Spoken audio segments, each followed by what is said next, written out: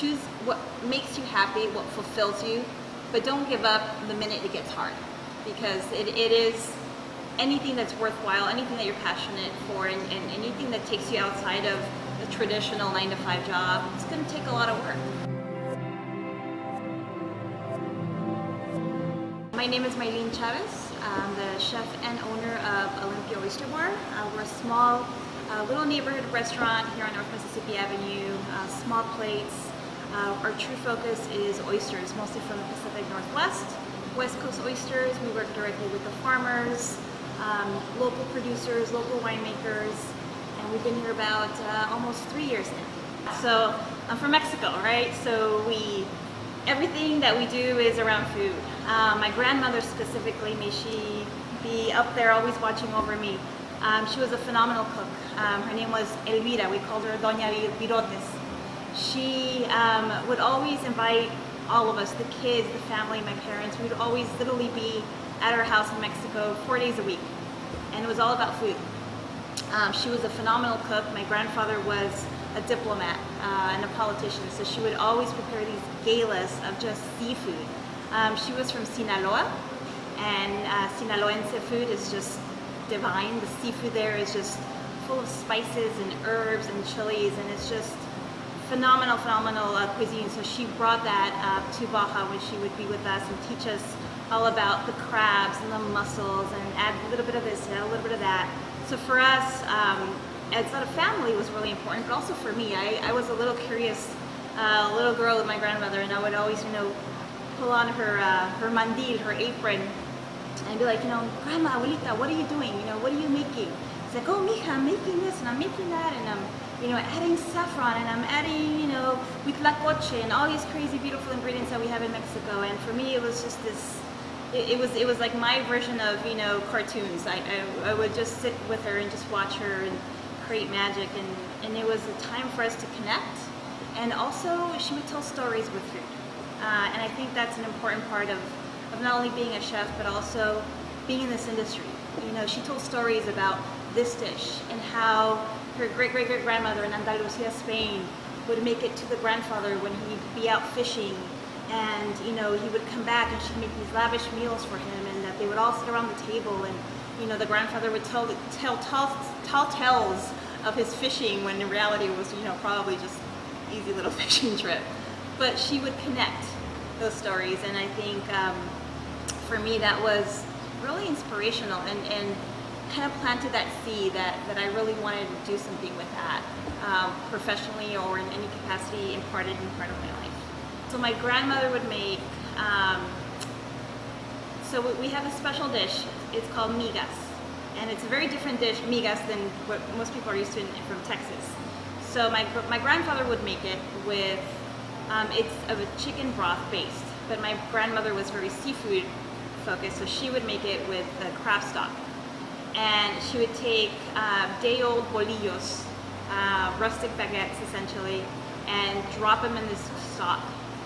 And then take the crab claws, the jaibas, and just drop them in there. And she would make this beautiful little red chili sauce with chocolate and Coca-Cola. For some reason, she used Coca-Cola in everything. It was so Mexican Coke, a lot of sugar in that.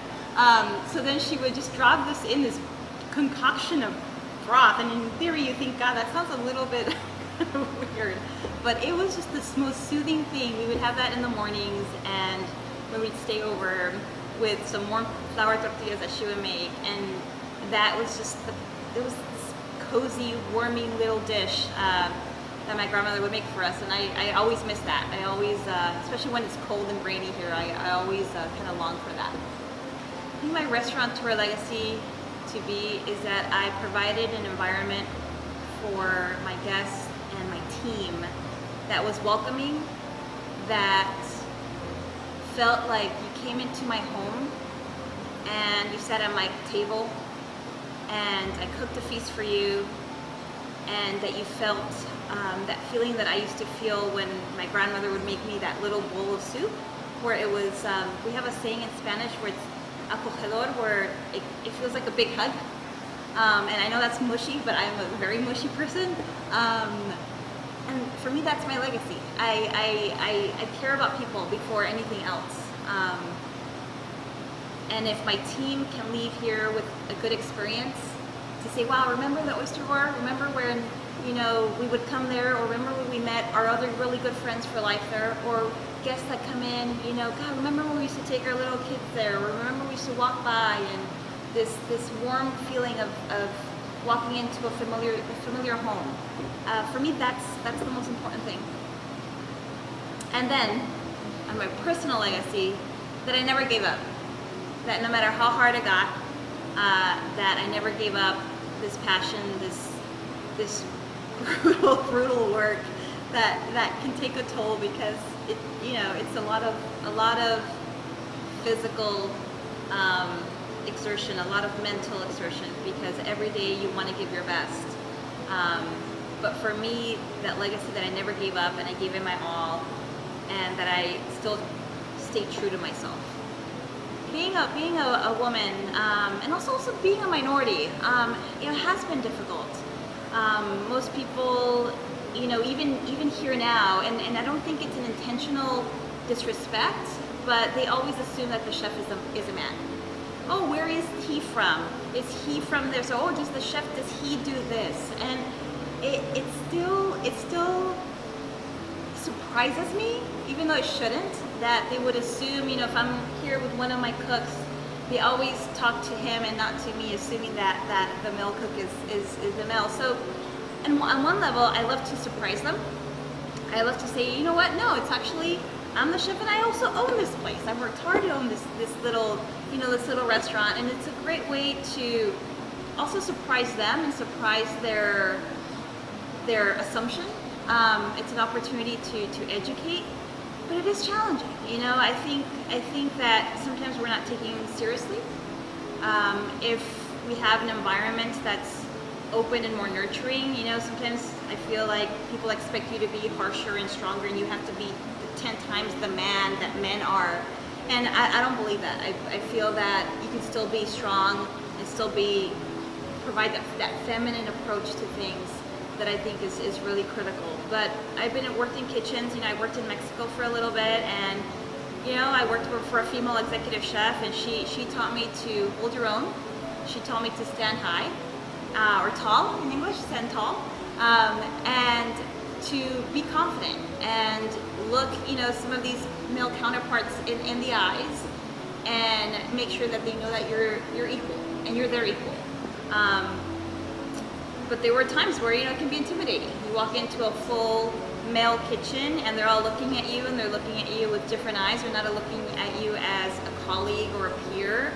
They're looking at you as a helper, or just, you know, a girl in the kitchen that, you know, they want to smile at. So there's this little bit of internal struggle that you sometimes have, because you want to over kind of compensate at times, but you have to find that fine line without losing yourself and your true spirit, because I think that's what makes us so valuable in this industry. You know, that Portland has such a phenomenal lineup of women chefs that are doing some beautiful food, that are, you know, advocates for the industry, advocates for other female chefs, advocates for small owners, small business owners, and that's inspiring. I think we're gonna go back to the basics, to be honest. You know, I'm seeing a lot of chefs, cooks, businesses taking things down to its natural source. You know, more farm cooking, more fire cooking, kind of back to this simpler, more familial feast type of cooking, and less of this higher end, you know, white tablecloths, this kind of sterile environment that we've seen, that has its place, and I've enjoyed many beautiful meals in those environments.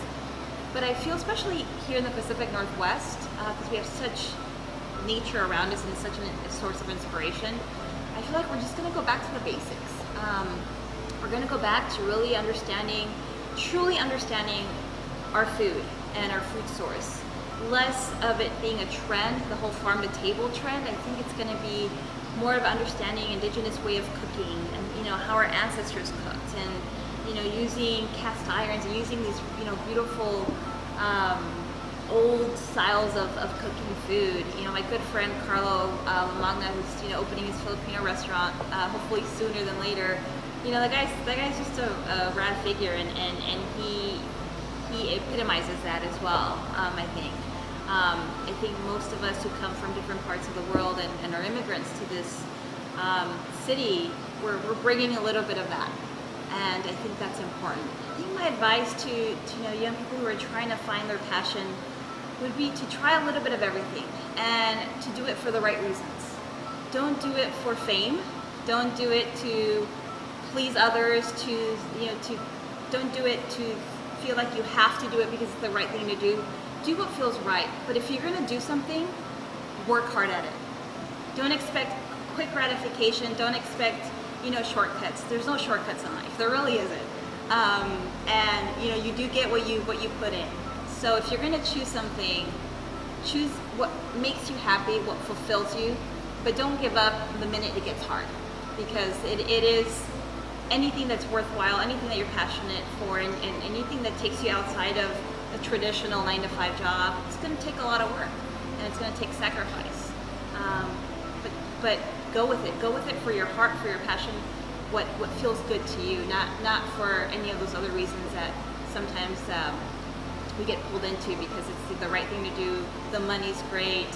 I want quick fame, because that doesn't last long.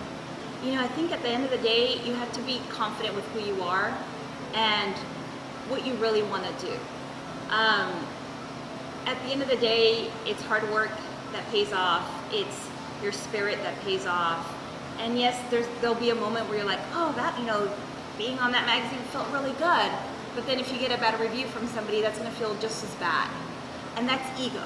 You know, it's great to have a guest leave this restaurant happy. That fulfills me, but I don't, my head doesn't get big, you know, because I know tomorrow it's another battle, and tomorrow it's another battle, and tomorrow you're gonna learn and keep growing, and you have to stay grounded, and you have to stay true to why it is that you're doing what you're doing. So people can find our little oyster bar here on 4214 North Mississippi Avenue. We have a cool little sign outside, and we have a beautiful oyster well, so hopefully we can see you guys soon.